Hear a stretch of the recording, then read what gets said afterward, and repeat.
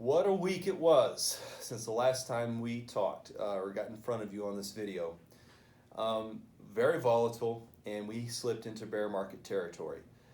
Before I go any further on this video, though, because we are going to get into some details on that, I want to highlight we're going to be doing a webinar next Tuesday. The time will be listed in this email, it'll be at the very top. We'd encourage you to get on this webinar. We're going to talk about our process and what we are doing to help survive and weather this storm. If you're nervous, which most people are, jump on that webinar. If your friends are nervous, invite them to participate. We're not going to call them and bug them for the rest of their lives. You aren't sicking us on them, but invite them. Second thing is, we believe it's very important for everybody to practice this social distancing our government's talking about. A lot of our clients are in the vulnerable area, and we certainly don't want anything bad to happen to anybody. Also, the longer we can spread the impact out, the better it is for the economy, the better it is for your portfolio. So think of it when you're staying home on the weekends as an opportunity to maybe help your portfolio down the road, help your account. Lastly, let's get into some details of what's going on. So we did slip into bear market territory last week.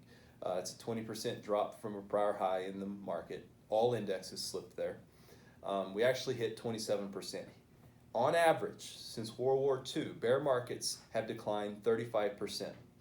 So what does that tell us? That tells us to even hit the average, we still have more room to go. But it also, if you look at the most recent bear markets we've had, they've been on the latter side of the average. So 08 and 09 was 57%, and 2000, 2001, 2002 was also more than 35%. So why is this happening? Why is the market so volatile? Why is it going down? Well, the market, so we're going to do a little bit of education here. The market, in the most efficient way possible, is trying to price in future earnings, okay? Unfortunately, it's an inefficient practice, right? So if it's perfectly efficient, as earnings go down, the price of a stock would naturally reflect it. So if earnings, let's say XYZ company reports a 30% decline in earnings, in a natural, perfectly efficient market, the price of that stock would decline 30%. But that's not the way it works in reality. In reality is investors are trying to predict the future price of a stock based upon its future earnings, okay? So when we know right now people are spending less money, and so earnings are likely to go down, and so the market's trying to price that in. Now why is the news affecting that? Well, if suddenly news comes out that we've slowed the virus down, earnings should not be as bad as maybe previously anticipated, so the prices go up temporarily until the next bit of news that okay, earnings are going to go down again, so then the price goes down. So you get these big swings. And then you have the Fed's influence, where the Fed is trying to influence the economy by putting money into it. If you go back to 08 and 09, the big fear, which is not what's happening here, was the whole entire financial system freezing up due to lack of liquidity. Basically, banks couldn't loan money because they didn't have it. So the government just put a bunch of money into the system so banks could loan money.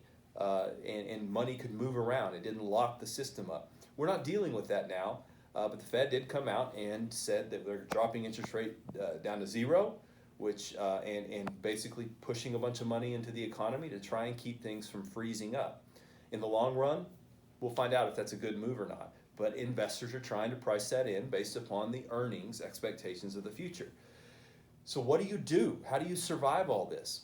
In a diversified portfolio, one with stocks and bonds, most investors should just simply ride it out. If it was a good portfolio in good times, it should be a good portfolio in bad times, and then again in good times. The challenge becomes with income. When you need income from a portfolio and you start selling shares of stock, when the market comes back, it takes a lot longer for you to come back to where you were because you don't own the same number of shares. Or if you made a panic-based decision, which we all know, you should never make decisions in times of high emotional state or in times of panic, but a lot of people do. You make those decisions and you sell at the wrong time, you lose a number of shares, you buy at the wrong time, you simply don't recover. So for most people, the answer is to ride out the storm in a good portfolio. And we believe our process is the best way of achieving that.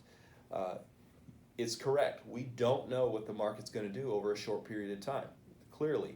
I think that's been evident. Nobody really does. But if you don't sell that stock and you allow it to recover, well, you should survive the storm.